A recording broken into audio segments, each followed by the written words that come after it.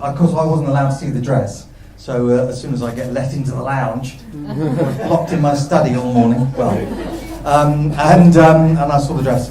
Absolutely amazing. And of course, the bridesmaids look outstanding as well.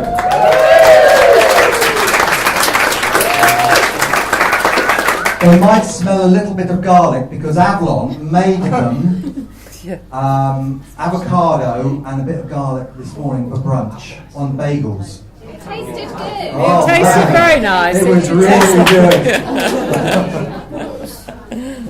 And the other thing, of course, Sophie's been really worried about the weather. We were a bit worried about the weather 10 days ago, and then we sort of forgot about it because it said it was going to rain.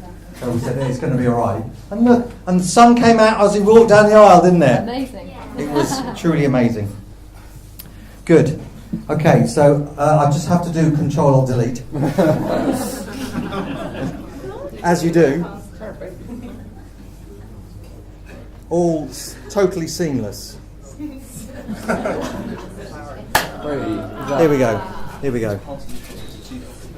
Okay, my little girl. This is my eldest daughter. I mean, now she's married. I mean, how scary is that for my daughter to be married? And now Mrs. Billington. I've lost a parrow. What's going on? Good. So, I'm going to show you some pickies with my clicker. I've got a clicker. There we go. Oh my God. The day she was born. 20th of May. You've got hair. I've got hair, look.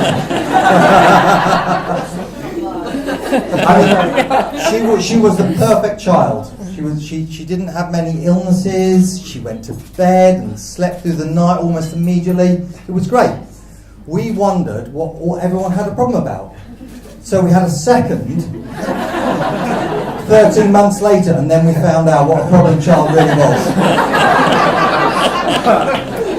That's for another day. And in her bed, well, anywhere she went, she always had Josie, which is this lovely pink fluffy toy I couldn't actually find. I'm sure it's in my loft somewhere. Anyway, It definitely is. Josie was her permanent friend, and wherever she would go, Josie would follow. Here she is with all her menagerie of toys, but Josie takes front and centre stage. So here she is on her birthday, on her first birthday. Check this out. This way, Sophie. Look. Yes. Oh. Look at that. And she gets all embarrassed. Yeah, she's embarrassed now. Sophie walking. That's her first bit of walking, and so her first words. I came back from work one day, and I step in the door, and she comes up to me, and she points at my feet and goes, "Shoes." She can talk. So here she is. I don't know if you're going to be able to hear this. Where's your shoes? Oh, she knows where they are.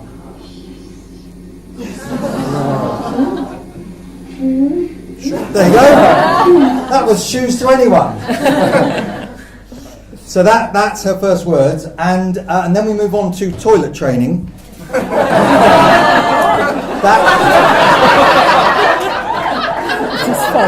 That proved a little more difficult. Oh yeah, here we go. This is a bit of toilet training. But look what she does with the bit of paper, because she knows. Here we go. Oh, there we go.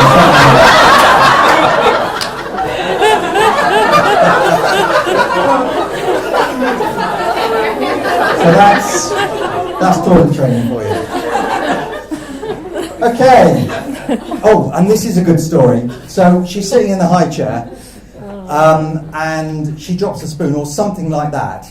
Now we didn't swear that much as parents, because we're very good parents. And she drops a spoon and goes, "Shit." And we go, so we're starting to burst into laughter now, because we didn't use that language that much, but obviously she picked up on this word. So as we're bursting laughter, she goes, "Shit." And so we're now bursting into laughter. So she goes, "Shit, shit, shit, shit, shit." It was funny. So after that, we stopped swearing altogether. Did that help? No, probably not. So, then along came Max, as I've said, who has been her lifelong buddy, because there's only 13 months between them. Now, sometimes she did things that he wanted to do, and sometimes he did things that she wanted to do. But they were totally inseparable. And then along came Heidi, little Heidi here. And there they are again. And then they were snap sisters. So Sophie and Heidi used to dress up, well, Nessie used to get them to dress up together. But now, of course, they just share the clothes. So that's them growing up. Now, one thing that has been throughout Sophie's life has been the love of Disney. Now, I'm sure we've all had our Disney moments. So here she is with Cinderella and Belle. And she's loved Ariel. Probably her favourite at the beginning was Sleeping Beauty, who we met in some castle in Florida when she was young and had kissed her or something. I forget. Was that Cinderella? Anyway, but her first man that she really liked was Prince Eric from Little Mermaid. Little Mermaid, yes. So he was royalty and well-dressed, well-spoken and all that. However, along came Pocahontas and John Smith. Now, so she prioritised John over Prince Eric, which wasn't the first time in her life that she prioritised the John over any royalty. But we'll come on to that later. She was always a thrill seeker, so she was always on the roller coasters, the really big roller coasters.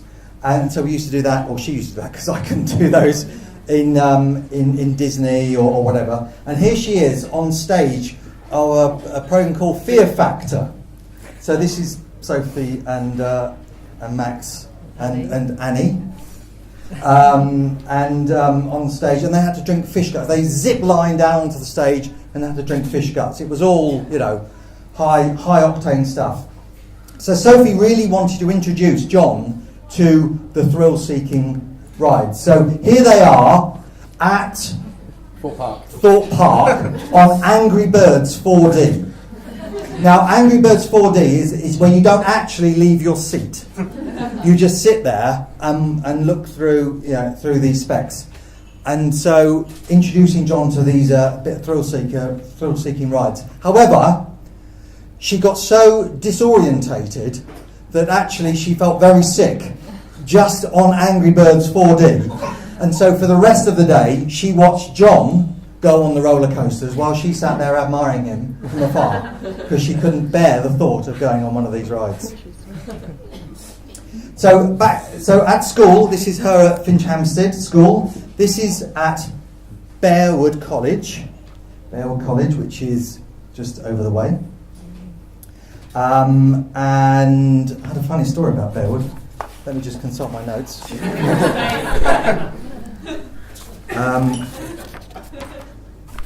Where are those friends, Sophie? Are there any of them here? Nope.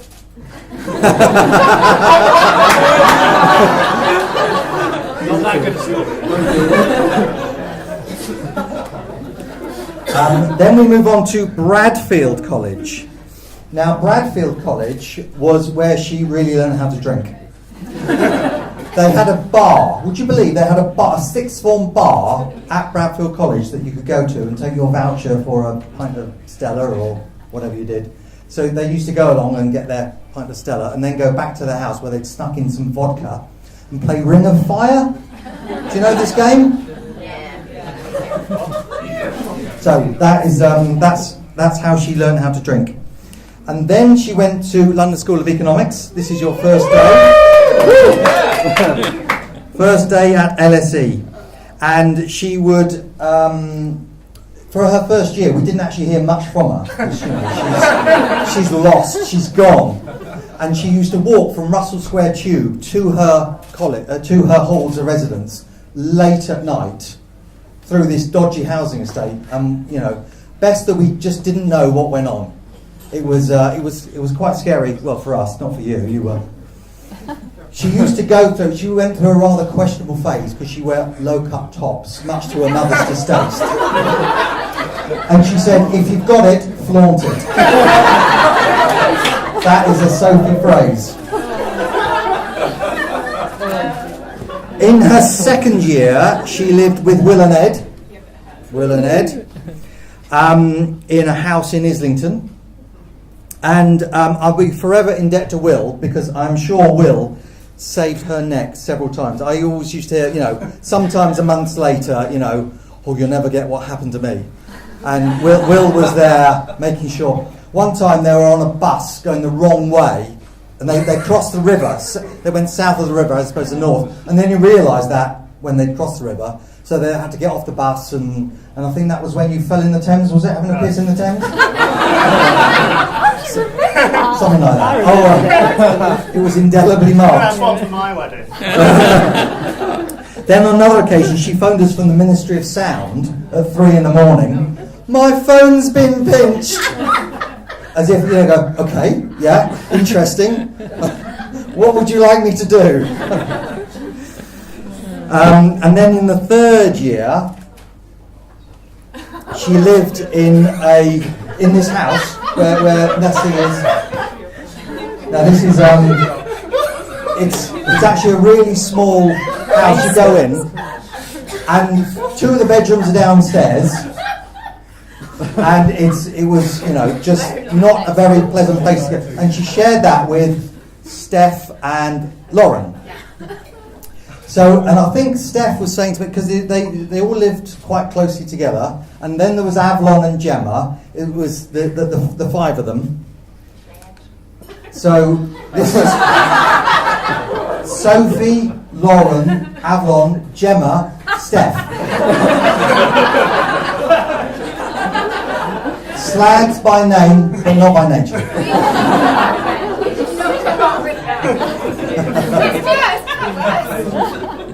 You came up with the name? No. A A travel agent came up with the name. I'm booking for the Slags. And there they all are. And actually, after the hen do that Avalon arranged so amazingly well, Steph mentioned to Nessie that actually she had something of Sophie's that you left behind at the house. Yeah. Is that right, Steph? I think that's right, Tony. I've got these. I mean, it's living up to our name slightly, but glittery underwear. So I think this is something that you've left behind. Is that right? Some glittery stuff.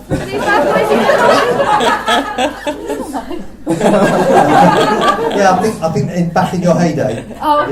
Yeah. Thanks. Actually, I think you might have left something else.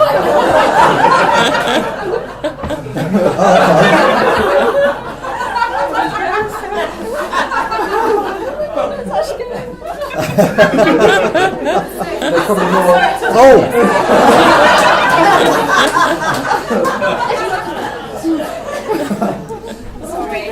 Sorry, John. This is your bunny gear. So, actually got something else as well. But you brought it back. Maybe one for the honeymoon, yeah? There you go. Hey! Very good.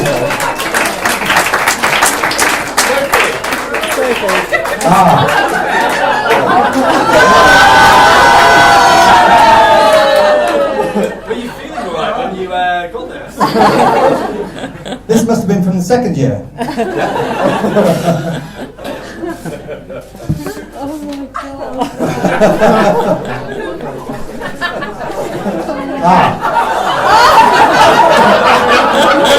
Not from the hen do, but thanks for letting me borrow this. That's Will.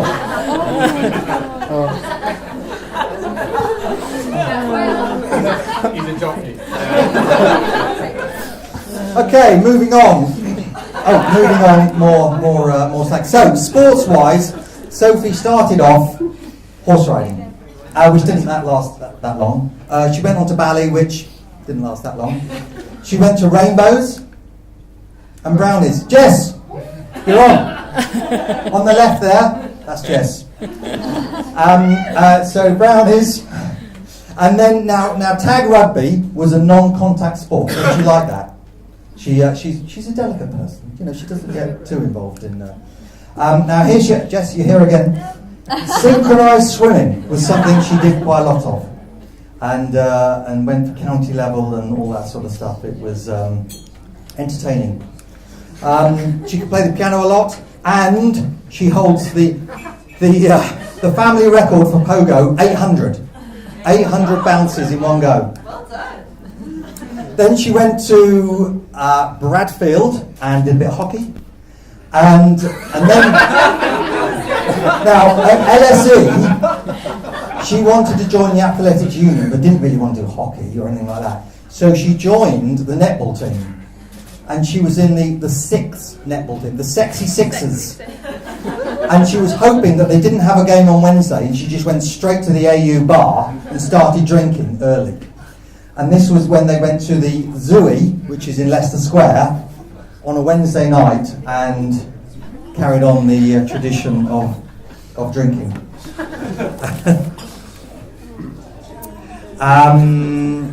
Oh, they also went to Spain. They went to Spain on an AU trip. Oh, no, I didn't go. Oh, did you not go? She didn't go. Oh. The other thing she's good at is skiing. Well, not that this video shows it.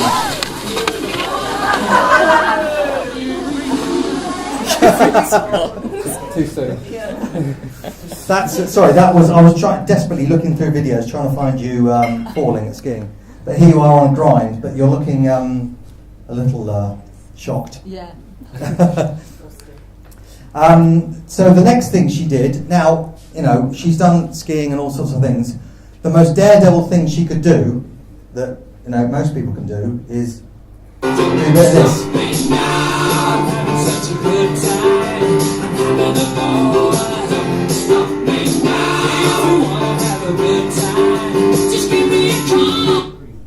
Skydiving. Now, skydiving, that was. So Sophie doesn't do anything by halves. I mean, much like her mother, you know, you could go and break your leg, fracture your shin bone when you're skiing, but no, let's go the whole hog and smash the femur in two places, going the full hog. So much like Soph, you know, she wants absolute perfection, whether it's exams or thrill seeking. And of course, she was always a Spice Girl. There is. I mean, she's liked a few bands before and afterwards, but she's always be a Spice Girl to me. Are we having any Spice Girls later? Yes. Woo! Now, her first trip out was 1 month old, and here she is. This is me with hair again. Here she is at Ascot. There you go. 1 month old, and she's gone to Ascot. Ladies' Day. On Ladies' Day. 21st of June, I think that was. Then, 3 months old, she was at Niagara Falls. So, and then she's done quite a bit of travelling since then. She went to Thailand with Avalon and Steph. Is that right? Yeah. To the full moon party. And she phoned us up and said there were bugs in her bed, and she wanted a new mattress. She wanted the hotel to go and buy her a new mattress. Hello? You're in a YMCA. They don't care. And then she phoned us from the beach of the full moon party, 3 o'clock in the morning. My phone's been pinched. But how did she lose it? Oh, that's a good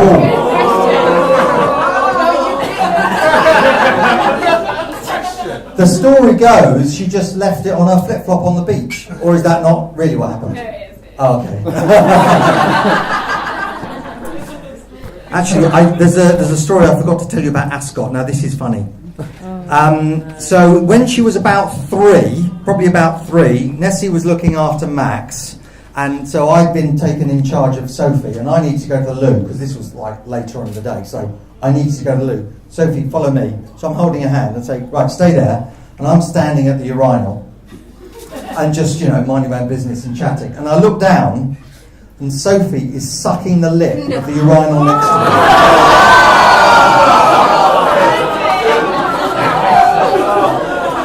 And I went, what are you doing? It I was a blame the moment. parents. I blame the parents. I didn't actually tell Nessie that because I don't think I'd be allowed to be in charge of her. It was. Yes.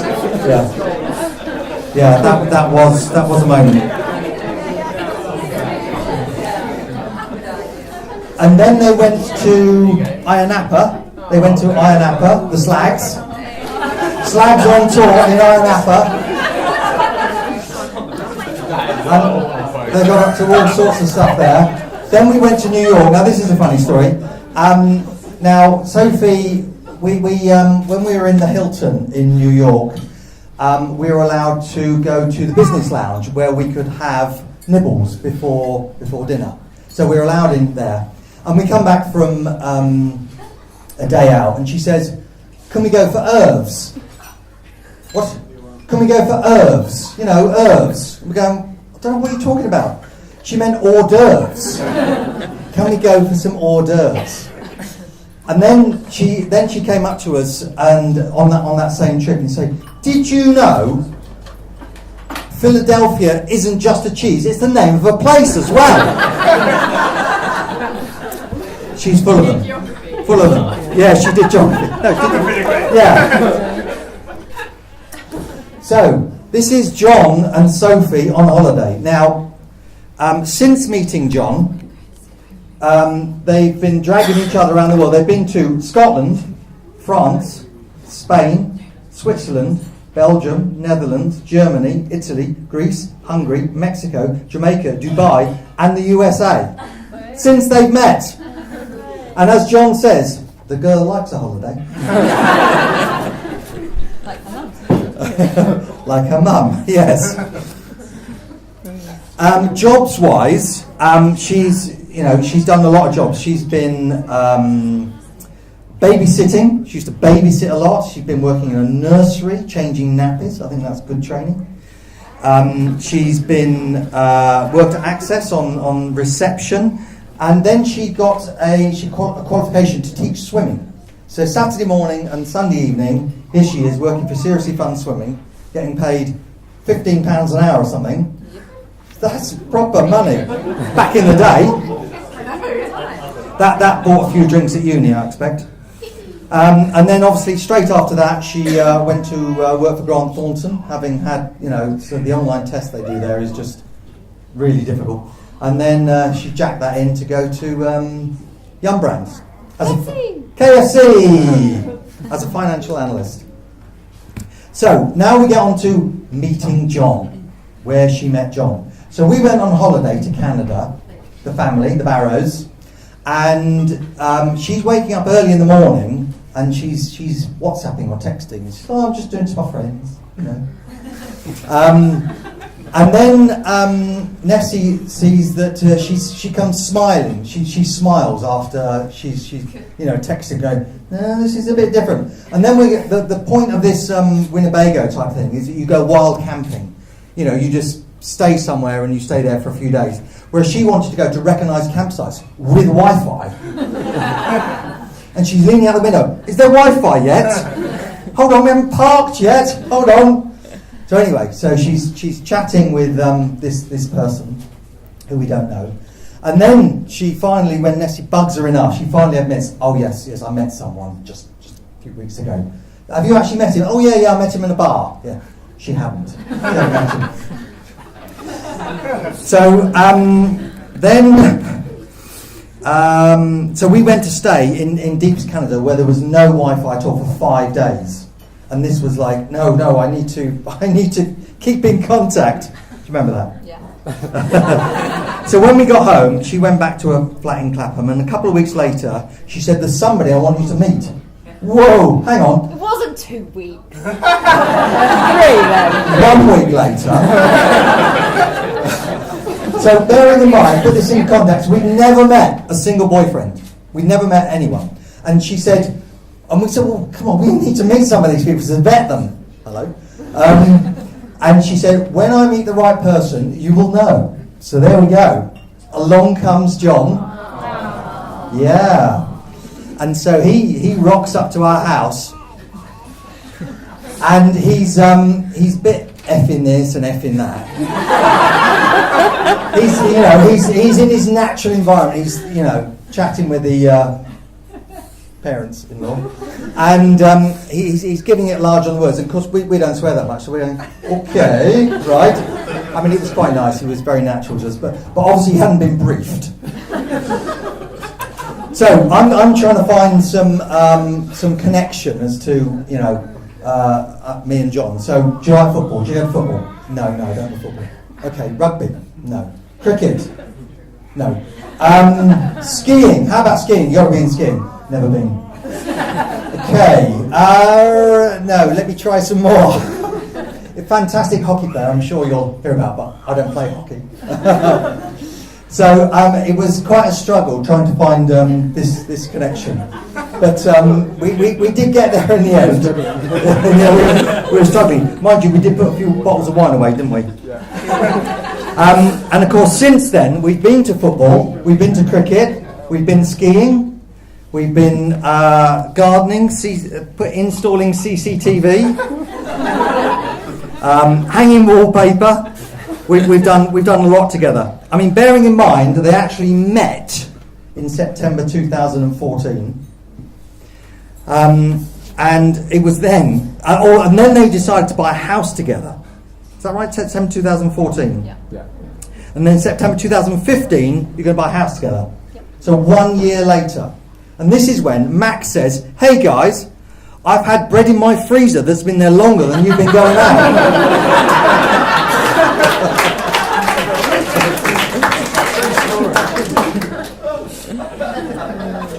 And then in December 2016, Sophie bursts into our room and says, "I've got something to tell you." Thinking, she's pregnant. But no, it wasn't that. They'd met on Tinder a few days before going to Canada. Is that right? Tinder. Now, I thought proper people met on Tinder. No, improper people. What were you doing on Tinder? Anyway, not that I've ever been. So then they got engaged. Oh, I'm probably down with the slides. What's going on? Oh, look there. Then they got engaged in May 2017. And less than a year later, here we are. Six months. So the last 6 months have been all about the wedding. And I was trying to persuade her, we were trying to persuade her to have a summer wedding. Out in the garden, all that sort of stuff. And she said, "No, I found the man I want to marry, and I'm going to marry him as soon as possible." That's what she said. And here we are. I mean, Sophie has organised all of this. She is Spreadsheet City. And everything that you see is down to Sophie's organisation. We've hardly had much to do. So it's been absolutely brilliant. So I think that deserves a round of applause for Sophie for organising.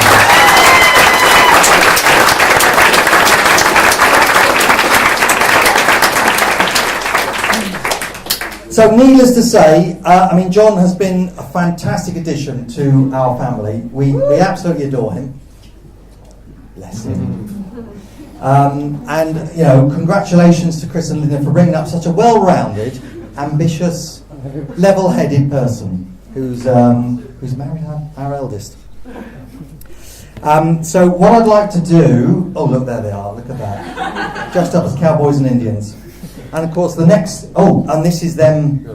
Them getting engaged. This was the beginning of 2015. And this is... Oh, that's the next stage, isn't it?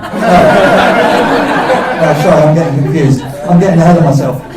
So what I'd like to do is be upstanding, raise a glass for John and Sophie.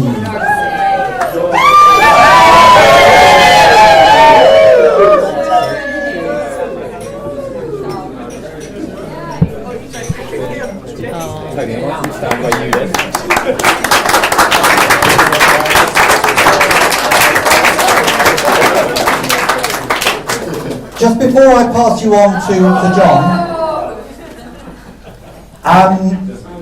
Sophie gave me some advice on the morning of the stag do.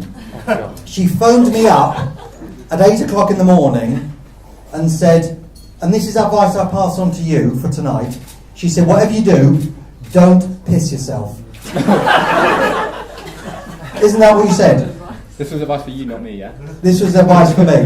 My advice for you for tonight, no matter how much you drink, don't suck the lip of a urinal.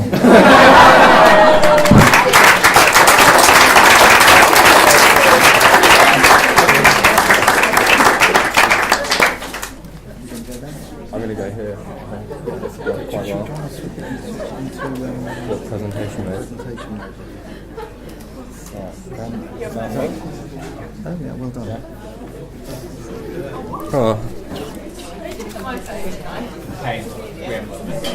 Does anyone need any wine top ups? Do I need that closer to me? Does anyone need any wine top ups? If so, shout loudly and the bar staff will accommodate you, so I'm told. Sophie's just reminding me. Oh, there he is. He's done his bit. I need red now. Gin. There you go. Down in one. Well, the moment I have been waiting for. Thank you all for coming. Tony, what a great speech. You did tell me that you hadn't rehearsed it very much and that you were going to read it off your script, so I decided that I was going to read as well, because if the sales director is going to read from his list, I can't show him up as an accountant. But never mind, he will find out why. So I'm going to read, unfortunately. Move my slides as well. Damn it. The surprise is gone. Right, okay, so first of all I want to thank Tony for his kind words and also for making me feel so welcome within the Barrow family.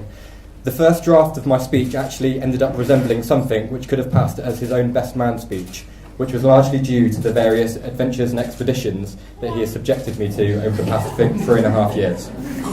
To give people a flavour of what I mean, I thought I'd summarise with just a few of my learnings in dealing with Tony. He actually showed the video of skydiving. Tony is himself a bit of an adrenaline junkie. If you're ever going to book anything, tell him, because he will join you, and he will definitely drive you there. He would love to attend, and he will jump out on a plane. In pursuit. In pursuit, yeah. All the GoPro strapped to himself. Definitely. The second bit of advice is do not go round to his house without bringing suitable footwear for manual labour. It actually is not optional, and whilst you may think that you're attending a civilised barbecue, you will actually end up needing to earn your dinner. You will likely find Tony whipping out his chainsaw and finding yourself, along with all the other guests, holding a length of rope which is strapped to a tree, trying to navigate it away from the garage as the tree falls down. That is true.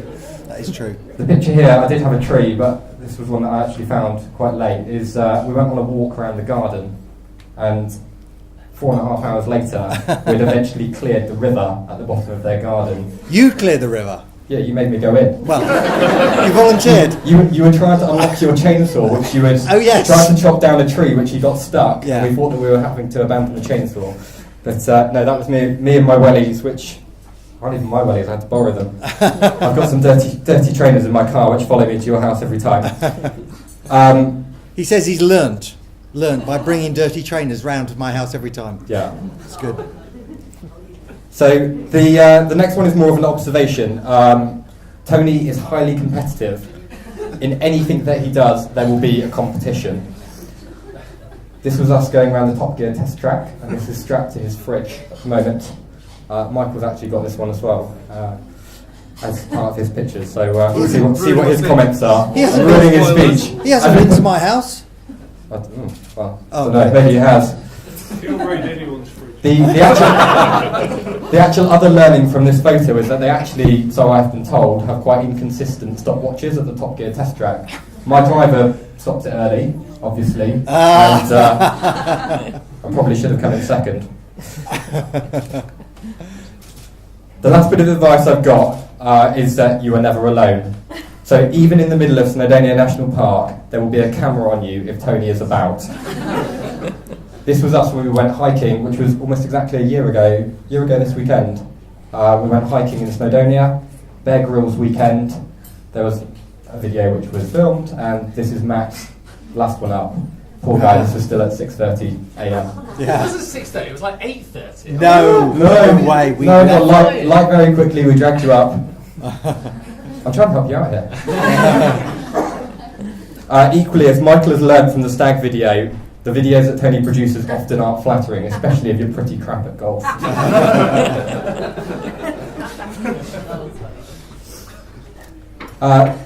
So whilst the Barrows have been very welcoming, just be warned that there is one hidden secret about this family.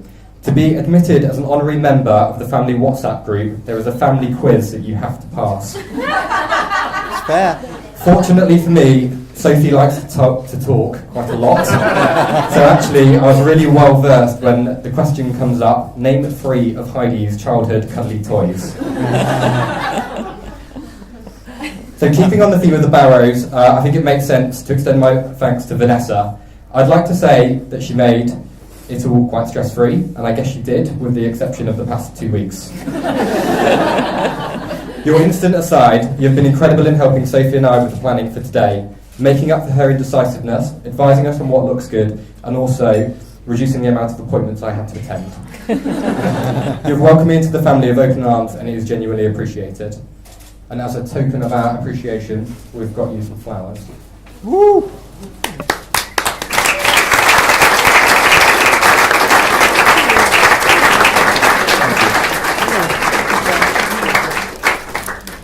Can everyone hear me? I don't know if you have the microphone.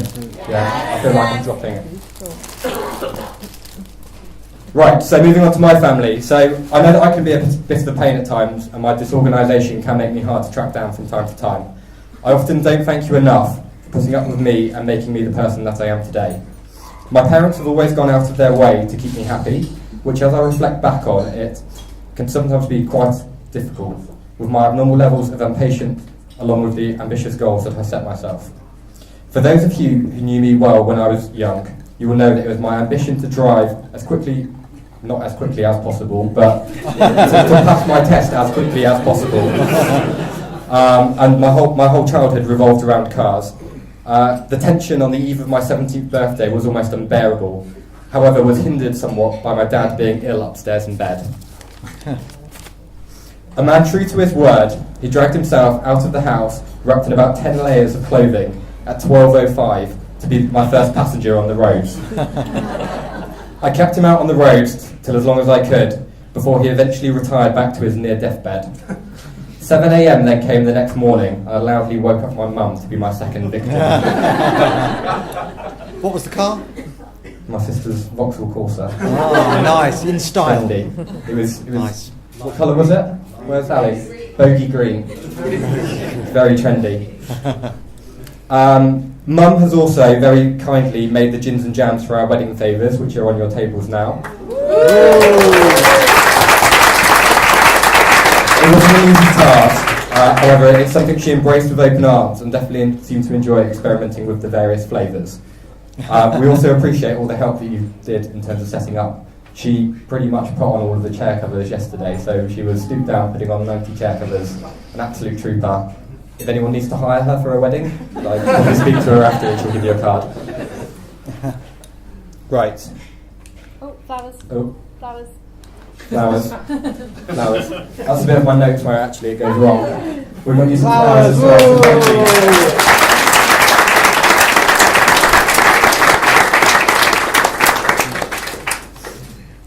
Right, don't click slides. Right, the next thank you goes out to all of you guys for attending our wedding. On behalf of both of us, we're delighted to have you here today to share in our amazingly special day. We hope that you are having a great time, and we hope that you continue to have a great time into the evening. There are quite a lot of you that I'd like to thank individually, however I knew Tony's speech would last for quite some time. Charming. Charming. The rehearsal was 28 minutes. I should have had a stopwatch on to see what you did in that one. I think that 33. Who lost the drinking fine? Who? Cat? No? Oh. Are you doing overall speeches? Who's got the highest time? Who can I ring? Words. What words have we got? Keep saying thank you. Thank you.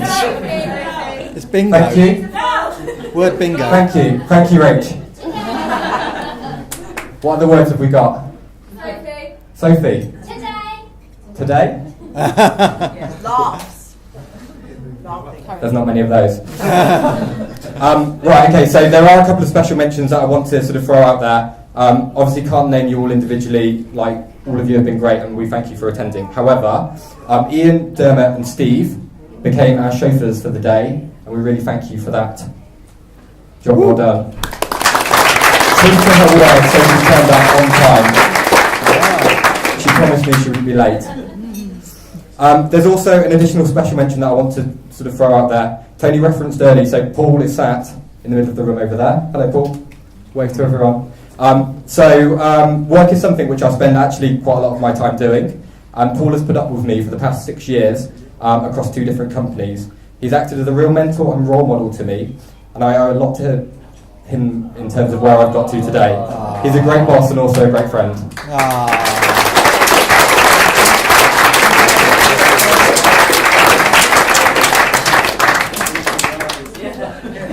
Is that a downing one for getting a special mention? Oh, yeah, it could well be. He likes a drink, so buy him a drink after. Right, so next up is the bridesmaids. So thank you for all the help that you have provided in getting us to this point. You've all sort of gone above and beyond expectations and you've been brilliant. You also all look amazing today, and I want to thank you all for being such great friends to both Sophie and I. You did an excellent job at organising a hen party in London, and true to form, Sophie spent the whole of the next day camped out on the sofa eating Taco Bells. It took her a whole week to recover from the hangover. There's also actually an additional special mention to one of the bridesmaids. So today is Kat's birthday. Right. Sophie made me promise that I would not make you stand up, and I'm true to my word with my new wife. However, I wanted us all to sing happy birthday to Kat. And there's probably a drinking penalty as well. Special mention. Right, so I'm not a great singer, so I need you all to chip in, and I'm going to drop the microphone down when I start, so we all need to start.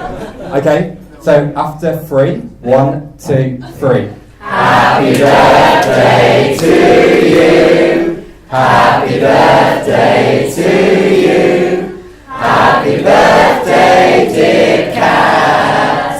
Happy birthday to you.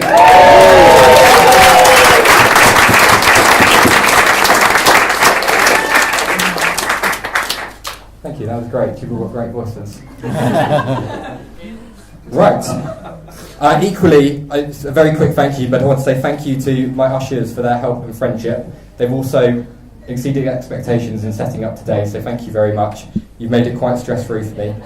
I'd like to thank you also for not killing me on my stag do. On reflection, I'm not too sure about the combination of shotguns and alcohol. However, glad we survived to make it here today. Equally, I want to thank you for letting me dock my boat after about 20 minutes at sea. This is me dressed as a leprechaun on the lake. In the snow. In the snow. That must have been so cold. Very cold. Hypothermic. Had my beer jacket on though. Yeah. Right.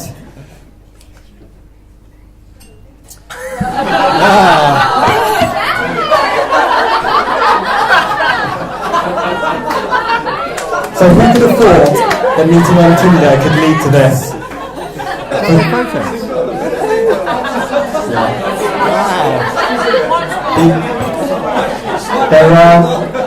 These are genuinely photos which appeared on our profile as well. So, Steph, you've got a starring role. I know! He told me he was swiping right to me. I could make an inappropriate comment then, but maybe Sophie's also probably just got a weakness for ginger Staffordshire Bull Terriers. Yeah, so who could have thought that meeting on Tinder could lead to this? For those of you who don't know what Tinder is, it's a respectable dating app where accountants network online to discuss financial reporting standards and general accountancy chit-chat.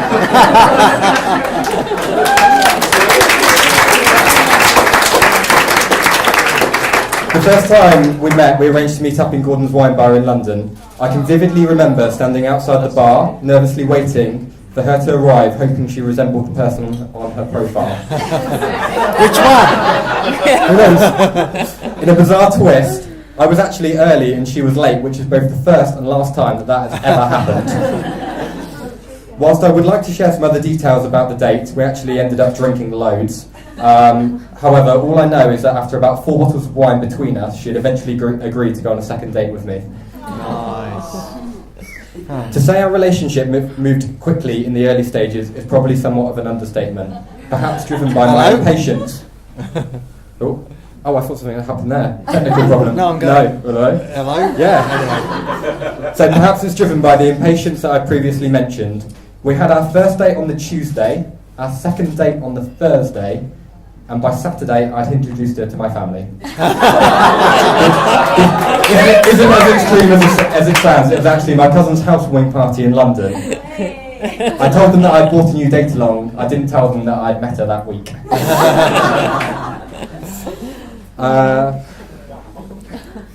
Right. So it wasn't long until I discovered Sophie's love of holidays, and I became her travel buddy on frequent weekends away, where we could have embraced museums and culture, however resorted largely to drinking in Irish pubs all across Europe. Weekends away then turned into holidays further afield, and although I was well versed at crossing the Channel on family holidays to France, Sophie has broadened my horizons, and we've experienced some great places together, and I very much look forward to all of the adventures we will continue to have as husband and wife. Our engagement happened just over 2.5 years into our relationship, which is probably about 2 years longer than what Sophie was originally anticipating.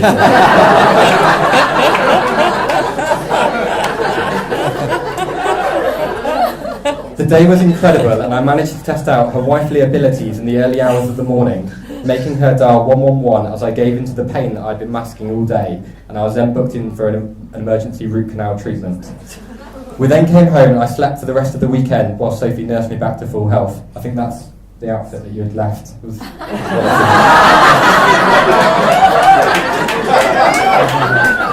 Ed, have you had a root canal treatment? So Sophie has so many great qualities, and I really am lucky to have her as my wife.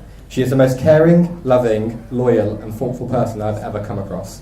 Equally, she does a great job in organising me. Most of my friends and family have now realised that contacting Sophie to get a response from me is usually the most efficient way of doing so.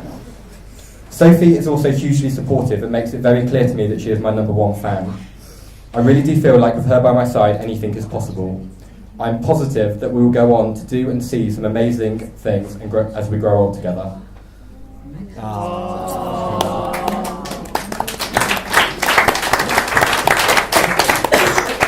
You may be a bit of a klutz, struggle from time to time putting actions against words, which we've termed speechrexia, and you also may throw out a significant volume of Sophisms, which is like the Earth scenario.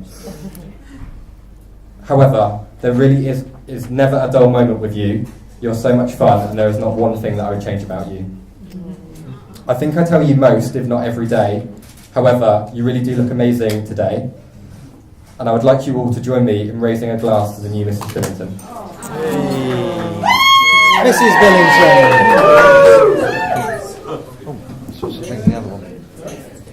I will now leave you in the semi-capable hands of Michael. The only nugget that I'm able to cling on to is the fact that I'm actually doing his best man speech in June. This gives me the opportunity for any necessary revenge. I also want to apologise in advance for the lies that he is about to tell you.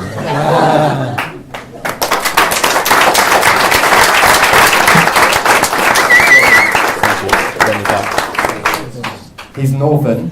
We haven't got his translator here, unfortunately. Mark can translate for that table. Paul can do the middle table. Dermot. There we go. Brad's on translation. We've got you covered. He's also not very good at multitasking, and the place where he's sat doesn't lead very well to the fact that we've got the screen, so he's going to shout at the top of his voice. I mean, look, let's be honest, I'm quite got there. So I think after two, should we say, very good speeches to kick this off, I just want to say thanks to Linda for my bit of Dutch courage.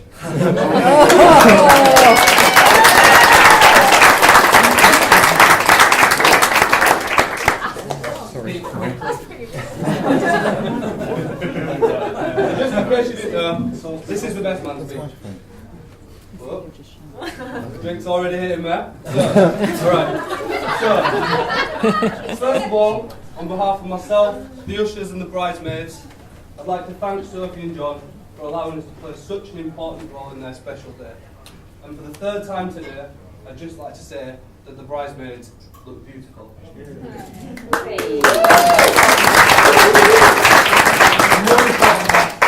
They did a brilliant job making sure that Sophie went against her usual good judgment and actually turned up. I think we can all agree, and again for the third time today, that Sophie looks stunning.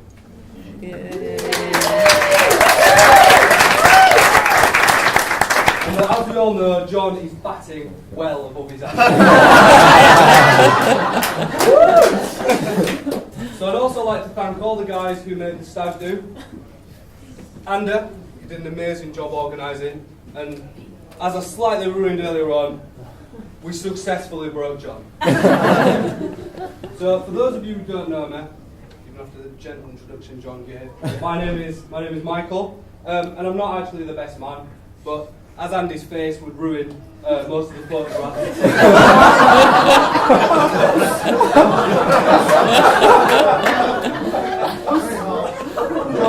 John asked me to step in. I've known John now for about 6 years, having worked with him and then for him. John has got me out of a number of sticky situations over the years, being the reliable friend that I can always count on, including the time when on the first date with my now fiancée, I realised at midnight that I'd left my house keys in the office and was unable to get home. She thought it was a ploy. She thought, Oh, I don't have my keys. yeah, it didn't work.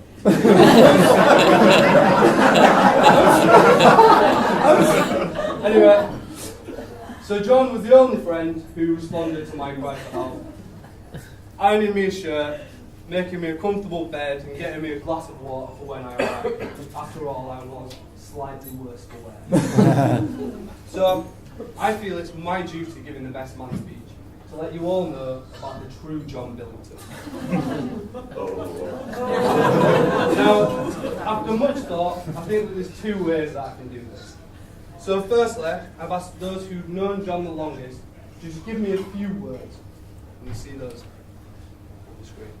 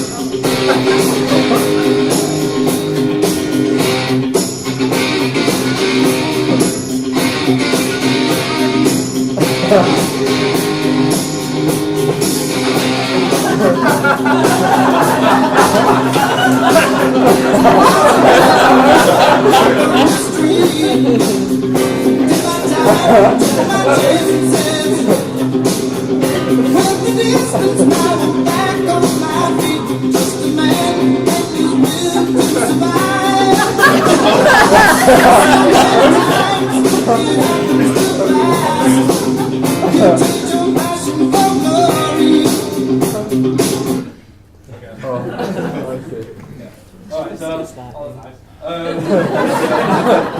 you know, what a great guy. I will say. But I suppose the important thing to point out here is it's easy to be the best son when you're the only son.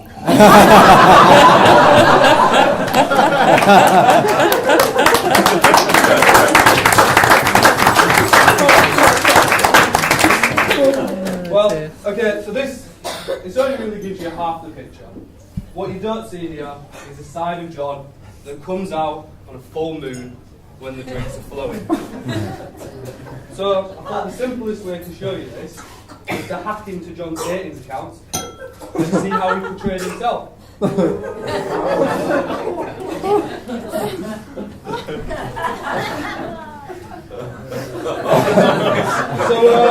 at this point,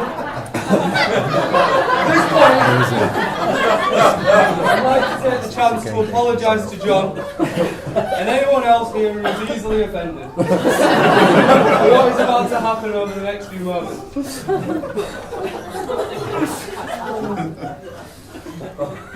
So, John joined Grindr about 6 years ago. Now, for those who don't know much about Grindr, Grindr is a place Respectable app for accountants go to network.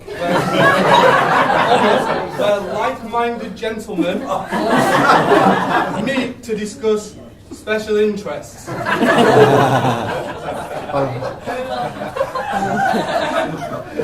So, known on the scene as J26, don't know why. John, like many people on these websites, has used an older, rather flattering photo to make sure that he attracts the best men. Now, you can't read it here, but on a closer inspection, we can see that John prefers to be the more passive participant in these relationships. But more importantly, looks for deep qualities in the gentleman that he meets.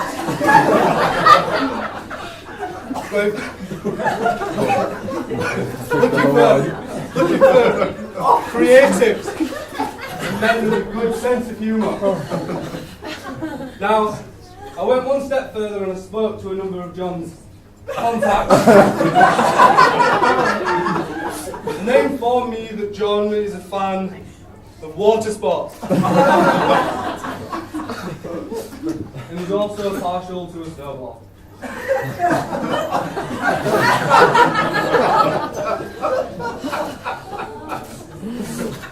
Anyway, look, however, more seriously, 4 years ago, this special relationship began. Having hit it off from their first meeting, having seen much of the world together, and travelled widely in the East on their many adventures. At what point Sophie realised that John was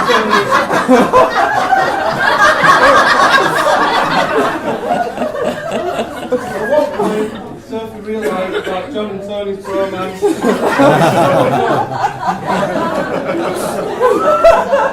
but the signs were always there.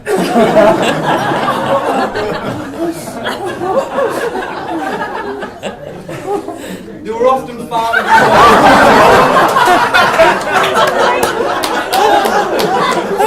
That's taken out of context.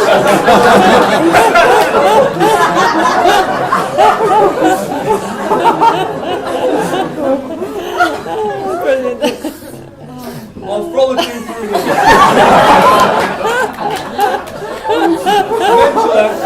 eventually, they came up with a plan to run away together.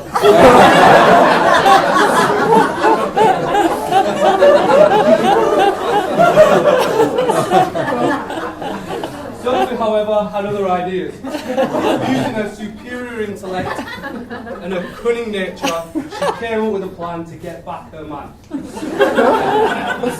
As we've already heard, buying them both tickets to the Top Gear test.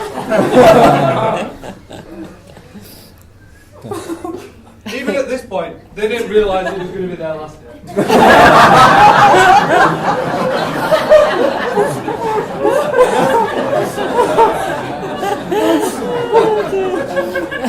And as John proudly pointed out, he won by 0.6 of a second, and the bromance ended.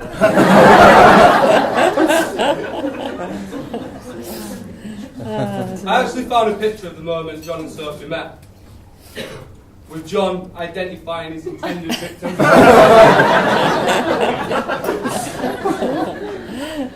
And needless to say, he didn't waste any time.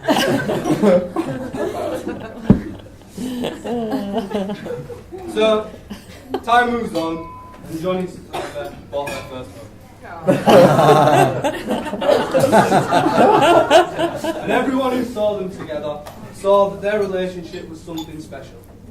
Only someone as kind, as selfless, and thoughtful as Sophie could put up with John. And John knew he was flinching from the start. Like all good couples, they complete each other. Sophie brings the charm, the grace, the intellect, the sense of humour and patience, and John brings a relentless drive and a lack of self-control that I'm sure will lead them to succeed in marriage and to succeed in life. So at this point, for the last time, if you could raise a glass to the new Mr. and Mrs. Billington.